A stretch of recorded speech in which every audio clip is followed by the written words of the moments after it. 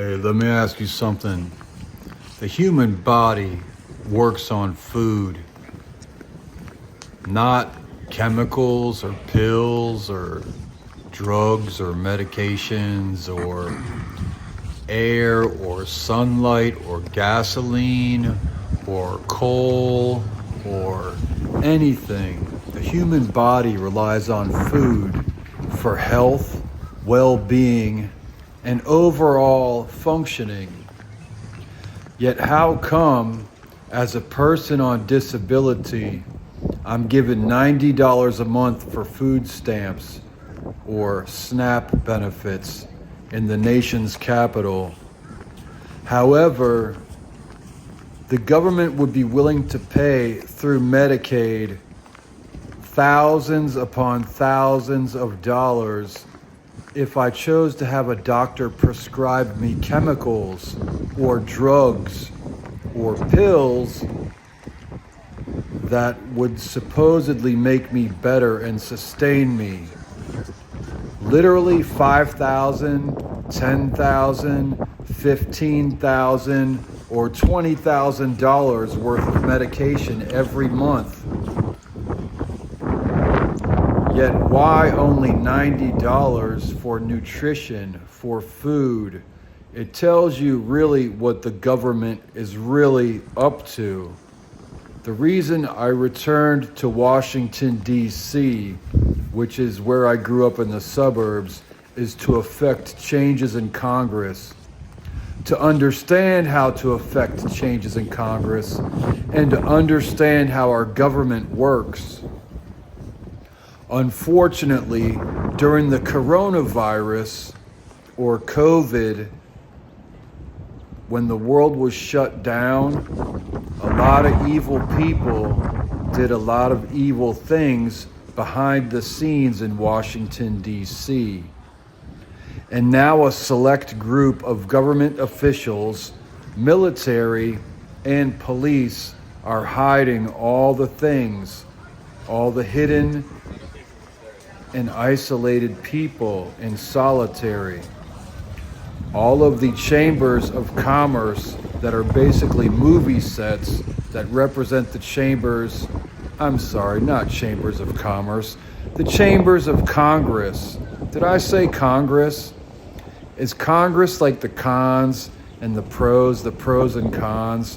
What are the pros and cons of Congress? Latin speaking, the opposite of a con is a pro, so Congress or progress. But again, the people, there's something that's happened, and there's replicas of Congress, the House of Representatives and the Senate.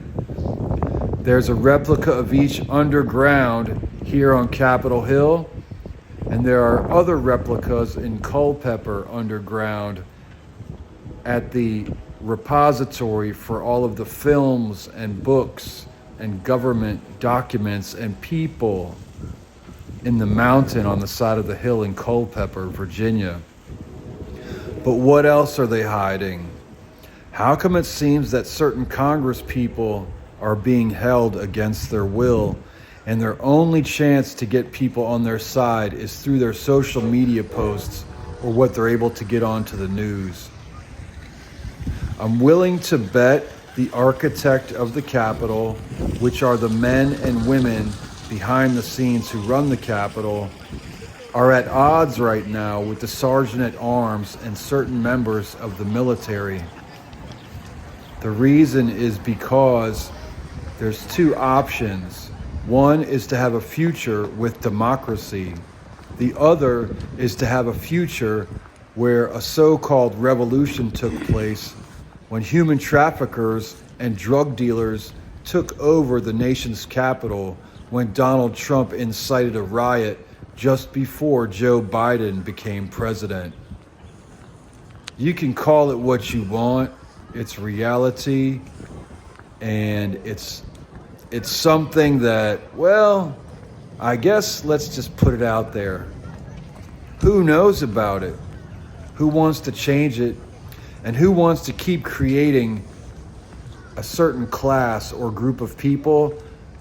And who wants to support these people and continue to make them run things where they like to rape children, enslave children, drug children, and buy and sell children? Also buying and selling them as babies, or buying and selling sperm. The buying and selling of sperm, and using the United States dollar to pay for women to raise those zygotes, which is a fertilized egg, inside their wombs. And once they have enough women that will accept money to raise a baby that's not their own inside their body, they get them to do it a few times. Then they suggest sterilization. Then they become sex workers for the evil machine. Sure, I'm crazy. But guess what? You're all crazy if you don't fucking get on board and heal our broken humanity, beginning here in the United States, where we still have a chance, because if we don't do it here, no one else will. And I'm asking for all of the powers that be around the world to converge on Washington, D.C., look very carefully, and make the changes needed to save the people of planet Earth, and to save every baby that's being bought and sold after they're born, and to stop all the lots that were bought of sperm, all the lots that were bought of eggs. And guess what those lots have? The names of each person who the sperm and the eggs come from. I'm guessing some of these rich people get drunk and do drugs, and imagine whose sperm they have and whose eggs they have and what kind of a woman they want it to be raised in. And then they make bets with each other, and then they buy and sell and trade these sperms and these eggs and these zygotes and then send them around the world to be put into female bodies and to create yet one more generation of orphans. Are we going to say that we supported the creation of an orphan science class of people, of servants around the world? Or are we going to say we ended the evil scientific age of orphans? I say let's end the orphan age. Let's stop it today. I'm one of the early orphans. I was born in 1972. How old are you? And how old is this evil, evil, evil? How old is it?